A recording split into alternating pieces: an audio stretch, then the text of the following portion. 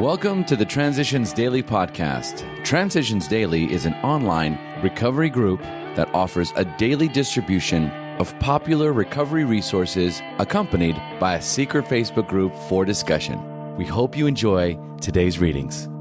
This is Transitions Daily for August the 6th, read by Kirsty S. from the East Midlands in the United Kingdom. AA Thoughts for the Day. Fact.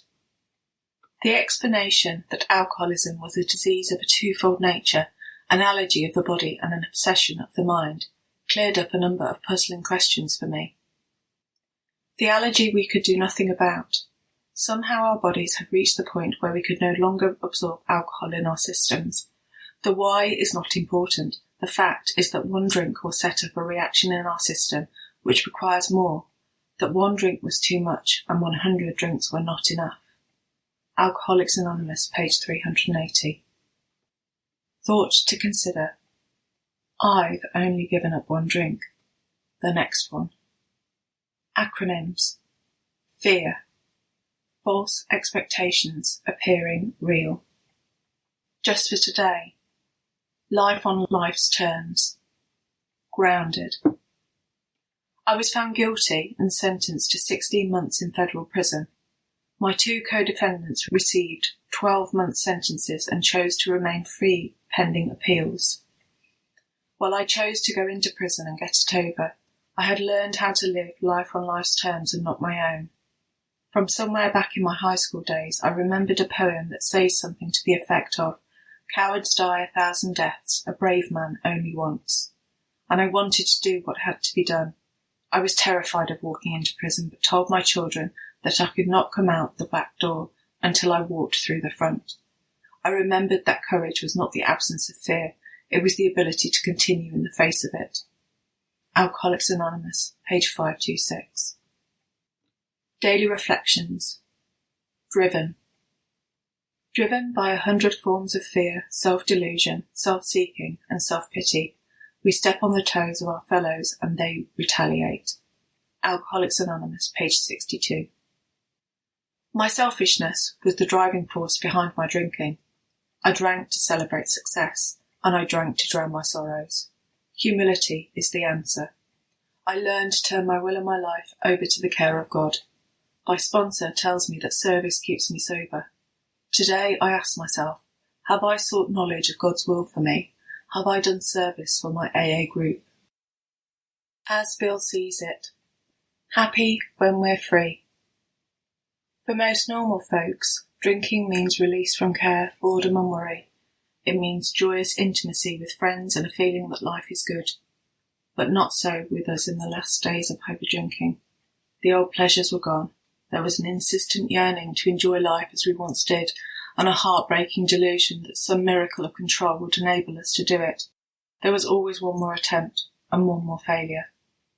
We are sure God would like to see us happy, joyous and free. Hence we cannot subscribe to the belief that this life necessarily has to be a vale of tears, though it once was just that for many of us. But it became clear that most of the time we had made our own misery. Big Book quote. In dealing with resentments, we set them on paper. We listed people, institutions or principles with whom we were angry. We asked ourselves why we were angry. In most cases, it was found that our self-esteem, our pocketbooks, our ambitions, our personal relationships, including sex, were hurt or threatened. How it works, page 64. 24 hours a day. AA Thought for the Day. Psychologists are turning to religion because just knowing about ourselves is not enough. We need the added dynamic of faith in a power outside of ourselves on which we can rely. Books on psychology and psychiatric treatments are not enough without the strength that comes from faith in God. And clergy and rabbis are turning to psychology because faith is an act of the mind and will. Religion must be presented in psychological terms to some extent in order to satisfy the modern person. Faith must be built largely on our own psychological experience. Have I taken what I need from both psychology and religion when I live the AA way? Meditation for the day. Refilling with the Spirit is something you need every day. For this refilling with the Spirit, you need these times of quiet communion, away, alone, without noise, without activity. You need this dwelling apart, this shutting yourself away in the very secret place of your being, away, alone with your Maker. From these times of communion, you come forth with new power.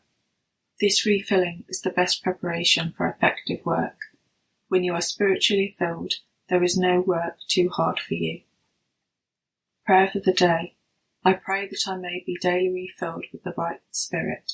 I pray that I may be full of the joy of true living.